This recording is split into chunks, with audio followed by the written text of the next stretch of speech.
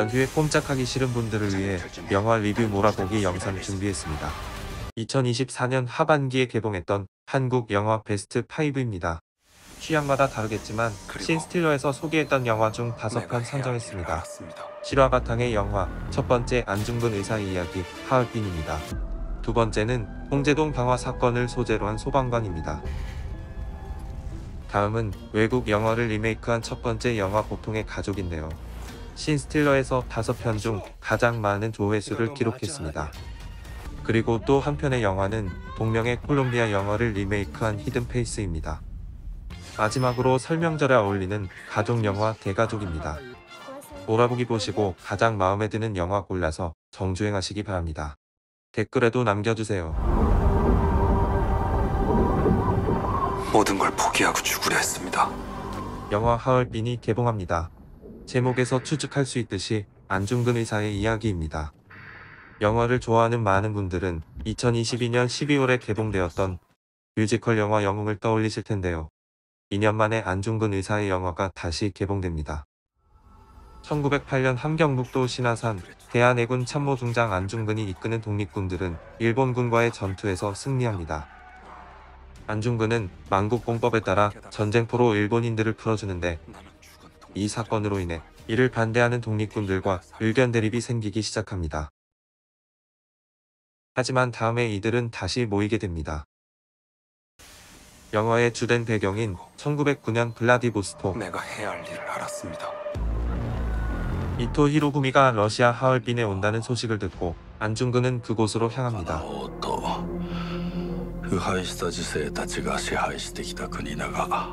그곳에서 독립운동을 함께했던 그의 동지들이 다시 만나게 되고 그들은 이토, 그 늙은 늑대를 처단하기 위해 작전에 돌입합니다.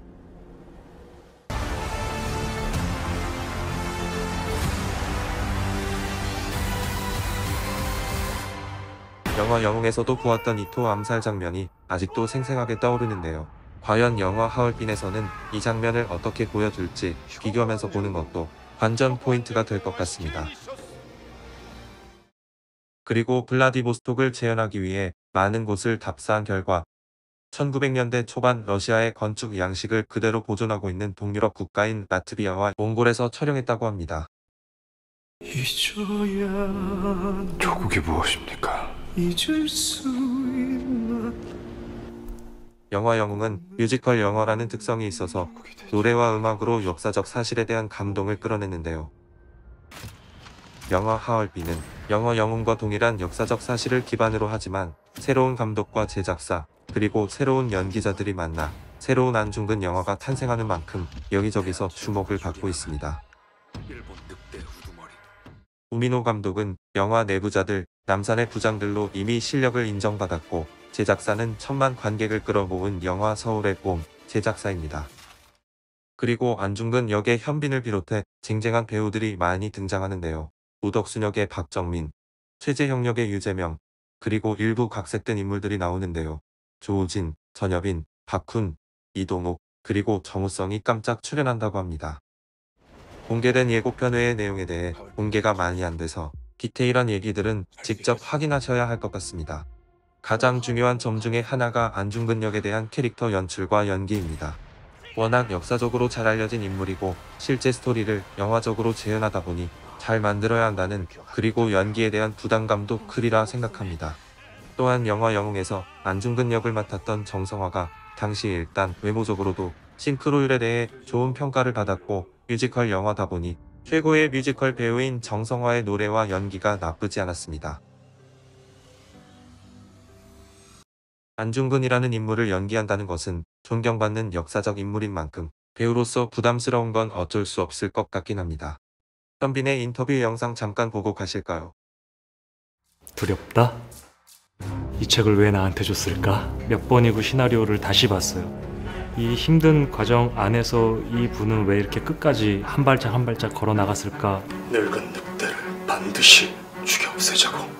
이렇게 훌륭하신 분을 연기할 수 있는 기회가 찾아오는 배우가 몇이나 될까라고 생각을 했을 때 굉장히 큰 축복이고 기회다라는 생각이 들더라고요. 안중근 선생님이 사냥을 하고 말을 타고 독립군 시절 때부터의 과거의 얘기들이 많이 다 다뤄져 있기 때문에 영화적으로 신선하게 만들 수 있을 것 같다라는 생각을 했었고, 현빈 배우가 다른 결을 가진, 다른 또 깊이를 가진 안중근 의사를 만들었다고 봅니다.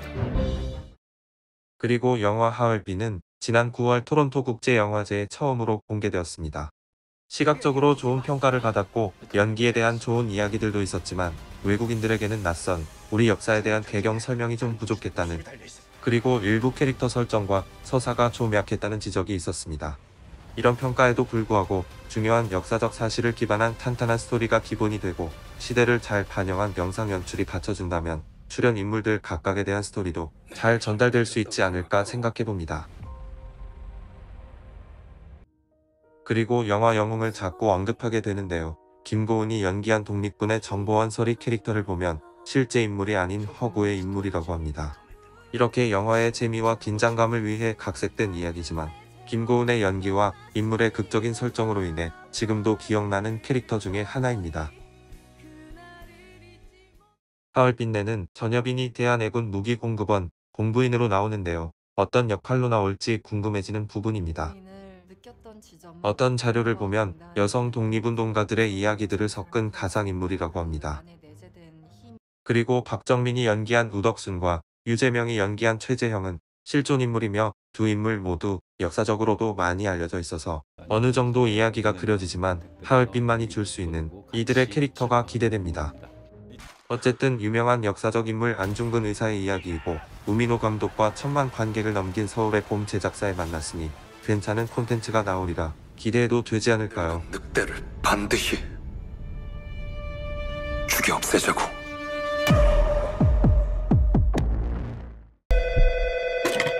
네, 119입니다. 무엇을 도와드릴까요?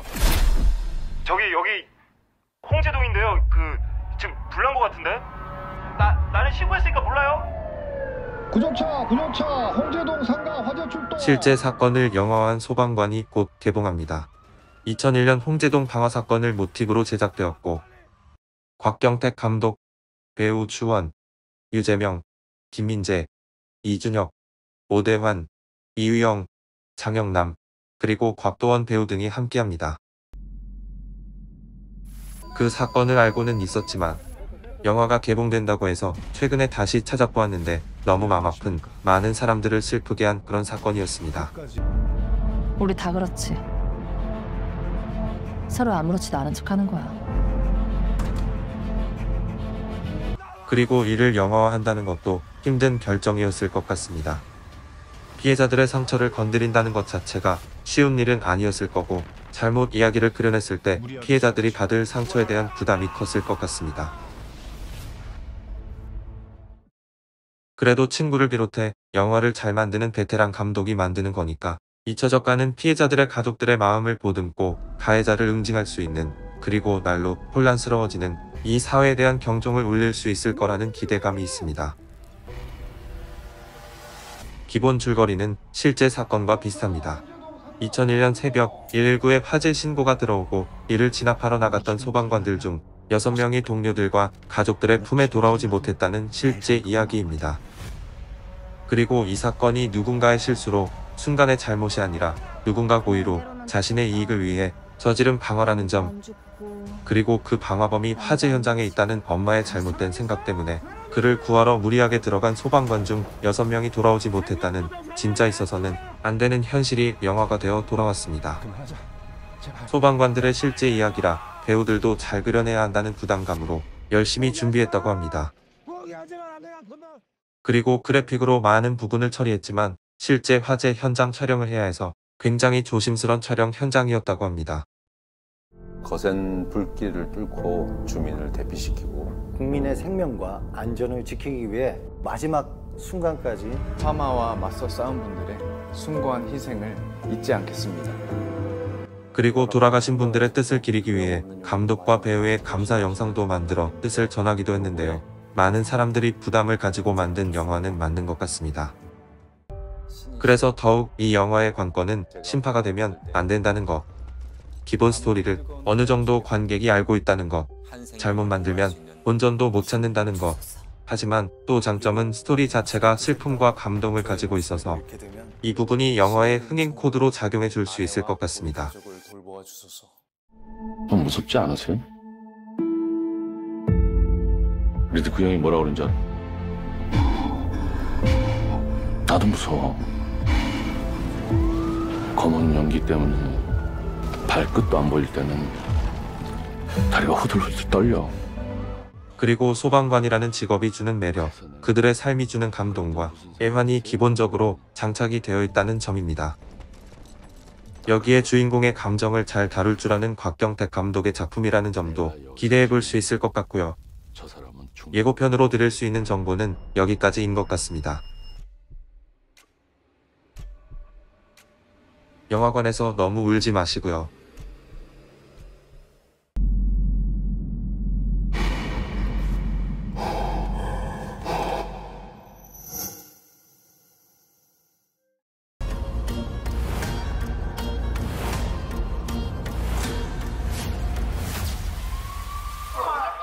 허진호 감독의 보통의 가족이 개봉했습니다. 요즘 무슨 폭행 동영상이라고 뉴스에도 나왔어. 양시호! 이거 너 맞아 아니야? 네덜란드 국민작가 헤르만 코흐의 2009년 출간된 소설 더디너가 원작입니다. 이 작가는 현실 사회의 인물 간의 갈등에 집중했으며 섬세한 터치와 속도감 있는 전개로 유명합니다. 이 소설 역시 전 세계 누적 100만 부의 판매고를 올렸다고 합니다. 더디너는 4개의 다른 나라에서 4편의 영화로 제작되었는데요. 본국인 네덜란드와 이탈리아, 미국 그리고 우리나라 개봉이 4번째입니다. 원작의 줄거리를 기본으로 하지만 영화마다 새롭게 각색되어 주인공의 직업, 가족 구성, 스토리 전개 등 서로 다른 영화로 재창작되었습니다. 가장 먼저 원작이 나온 네덜란드에서 2013년에 영화로 제작되었습니다. 같은 나라에서 제작된 영화다 보니 사회적으로, 문화적으로도 원작의 분위기가 잘 스며들어 있을 듯합니다. 네덜란드 영화는 우리나라에 개봉되지 않아서 예고편만 잠깐 감상해볼까요?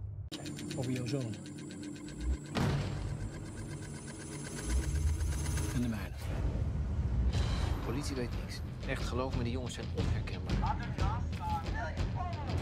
Het gaat erom hoe we met deze zaak om buiten treden. En jouw besluit verwoest de toekomst van mijn zoon.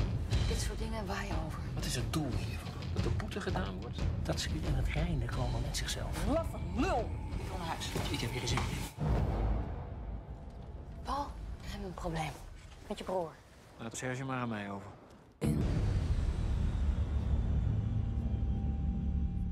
이어 개봉된 나머지 두 영화는 보통의 가족과 함께 비교해보면서 관람을 한다면 또 다른 재미가 있지 않을까 합니다. 두 번째 영화는 다음 해인 2014년 이탈리아에서 제작되었는데요. 이 작품에서는 두 주인공 형제의 직업이 원작과 다릅니다. 한 달에 한 번 레스토랑에서 저녁 식사 모임을 갖는 두 형제 부부. 형의 직업은 변호사이고 동생은 의사인데요. 이들은 삶에 대한 가치관이 다릅니다. 물질적이고 이성적인 형과는 달리 동생은 인간적이고 이상적인 삶을 추구합니다. 그러던 어느 날 평온한 이들의 저녁 식사에 어둠의 그림자가 들이웁니다. 자신의 아이들이 범죄를 저지르면서 이들의 일상은 한순간의 갈등으로 치닫고 어려운 선택을 해야 하는 상황으로 변해갑니다. 그리고 한 가지, 이 영화의 영문 제목은 더디너이지만 이탈리아어 제목은 우리 아이들을 위한 선택입니다. 제목에서 이야기하고자 하는 주제가 강조되고 있는 듯합니다.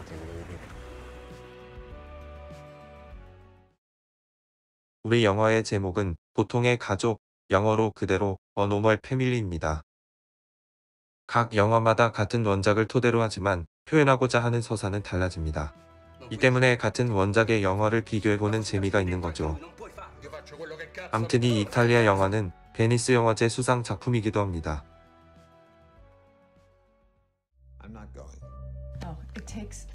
다음은 2017년 제작된 미국 영화 더 디너입니다.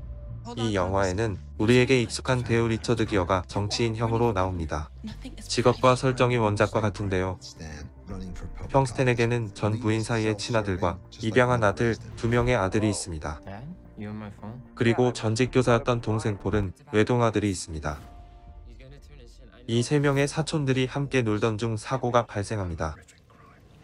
노숙자와 시비가 붙고 폭행으로 이어지다가 결국 노숙자가 불에 타 죽습니다. 이 모습을 폴의 아들 마이클이 촬영하여 보관하고 있었고 그날 자리를 떴던 입양아들에게 발각되면서 사건이 시작됩니다. 이 영화가 가장 원작을 그대로 반영하고 있으며 제목도 그대로 더 디너입니다.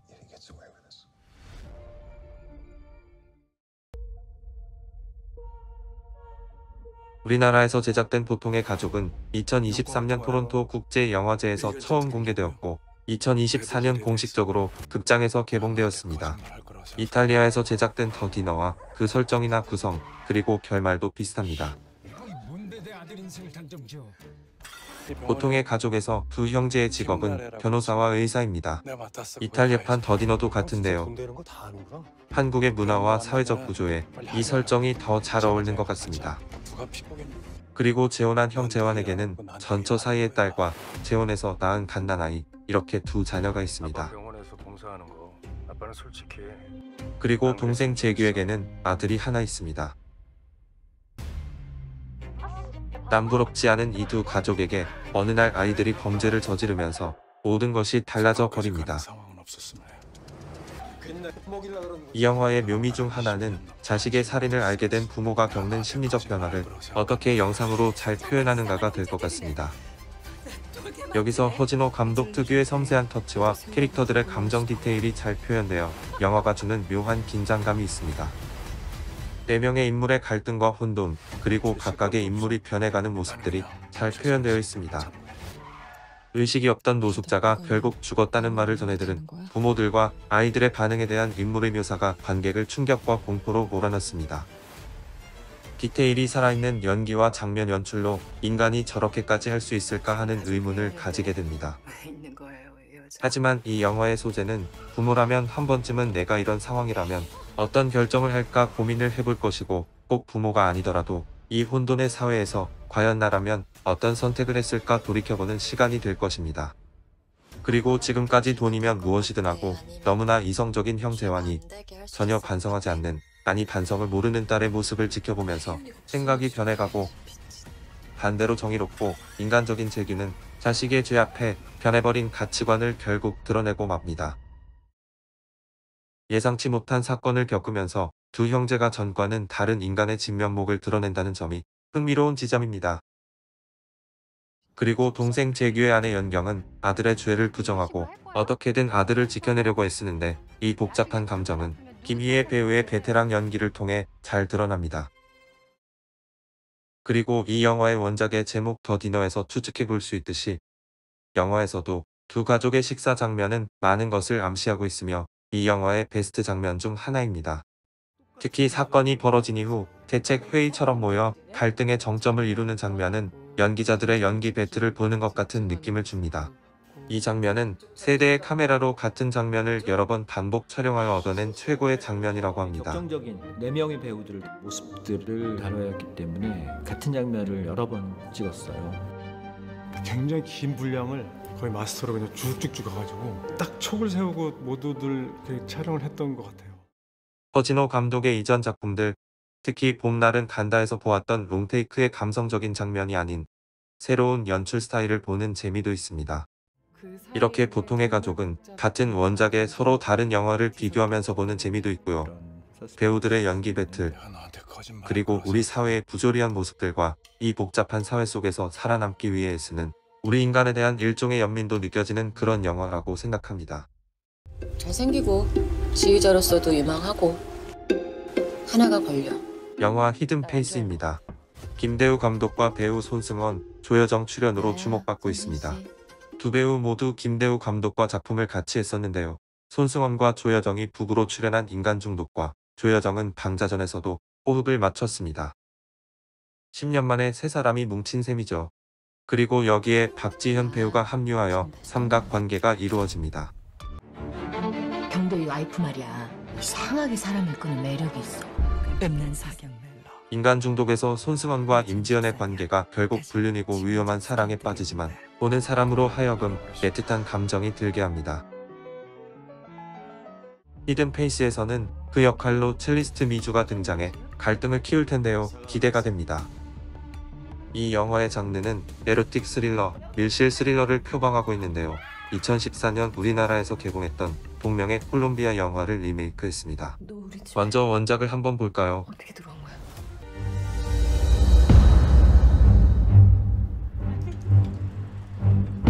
기본 스토리는 동일한데요. 직업이나 세부 스토리 전개가 좀 다릅니다.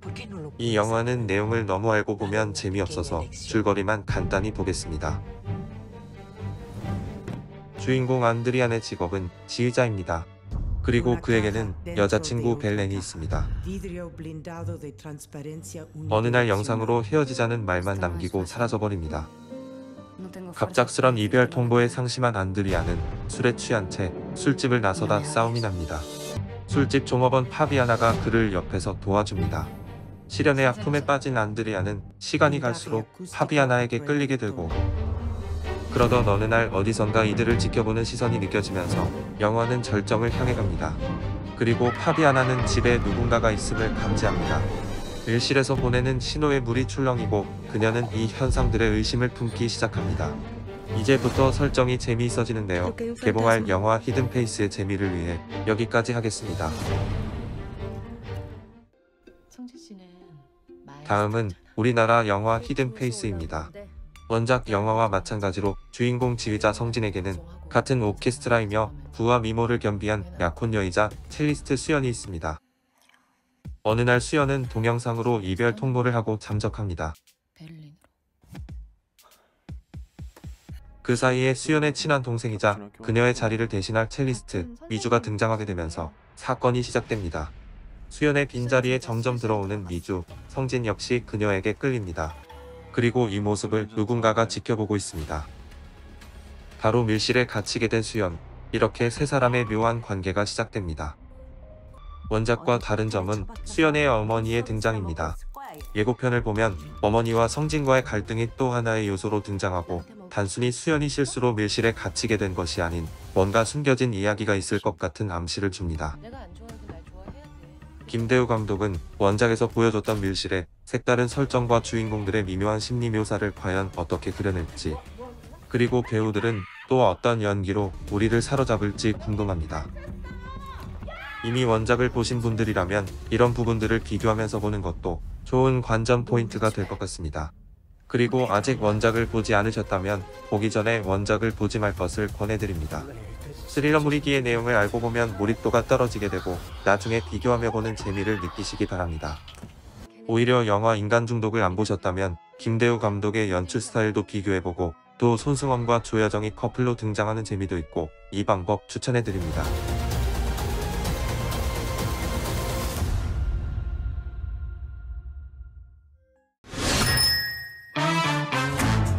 평만옥 주인 되시죠?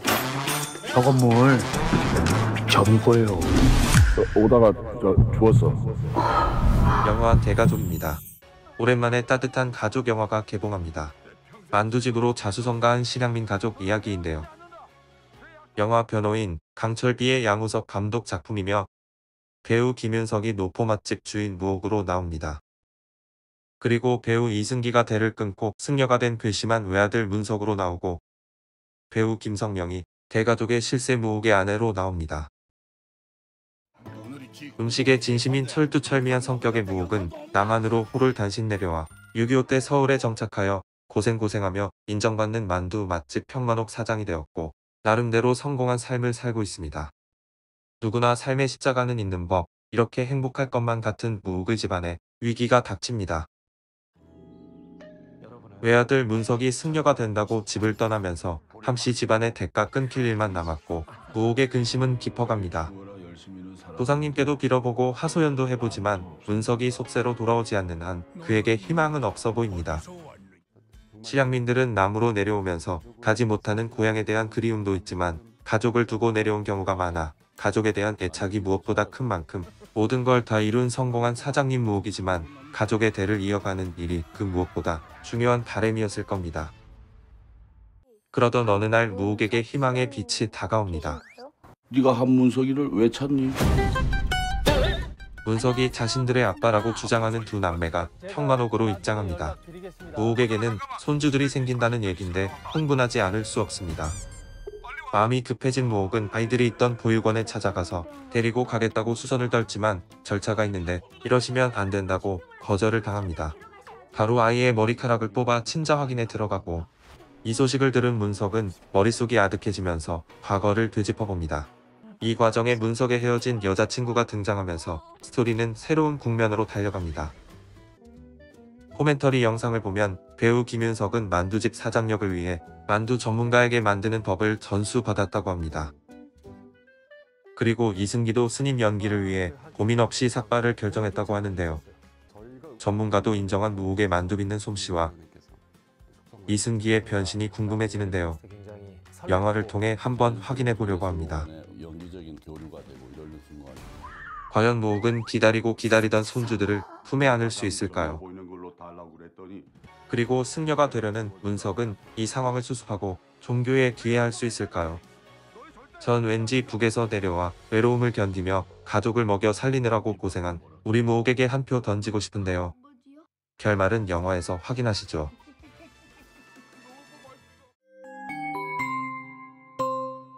신스틸러였습니다.